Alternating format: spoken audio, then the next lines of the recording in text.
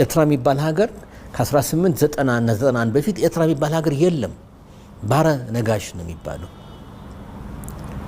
ኤርትራ ታዲያ እንዴት ሊባል ቻለ የሚለውን ስናይ የጣሊያን ፓርላማ ተሰብስቦ ኮሎኒያል አስተዳደር አቋቁሞ ከምጽዋም ወደ ላይ መጥተው አስመራ ላይ አስተዳደርና ርዕሰ ከተማውን አስመራ ላይ ሲያደርጉ ምን ስም እንስጠው ብለው ተነጋግረዋል። ፓርላማ ምን ስም እንስጠው? አንዱ ሳባ ነበር ተነጋገሩት። ኩዊን ኦፍ ሺባ ሌጀንደሪዋ ሳባ ንግስተ ሳባ ማለት ነው። አንዱ የቀረበው እሱ ነው፣ በፓርላማ የተነጋገሩበት። አንደኛው ደግሞ ሌላ ስም ሲመርጡ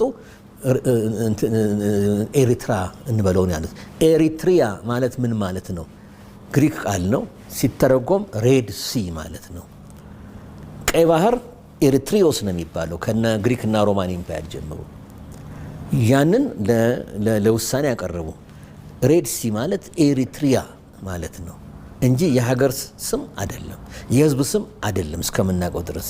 1890 ላይ ነው ስም ሲያመጡ ወሰነ። የጣሊያን ካቢኔና ፓርላማው በህብረት ወሰኑ። ሲወስኑ አይ ይሄን ቴሪቶሪያችን አዲስ ቴሪቶሪ ኤርትራ እንበለው አሉ።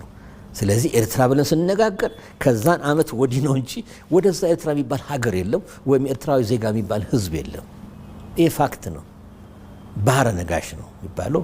አሉላ ነበሩ በፊት ገዢው። ዶጋሊም አለ፣ ያው የምታውቀው ነገር አለ፣ ብዙ አለ። አድዋ በኋላ የነበረውን ሁኔታ ሁሉ በዝርዝር ብዙ ማየት እንችላለን። ግን ያኔ ራሱ ኤርትራ የሚባል ሀገር የለም፣ ኤርትራ የሚባል ሰው የለም።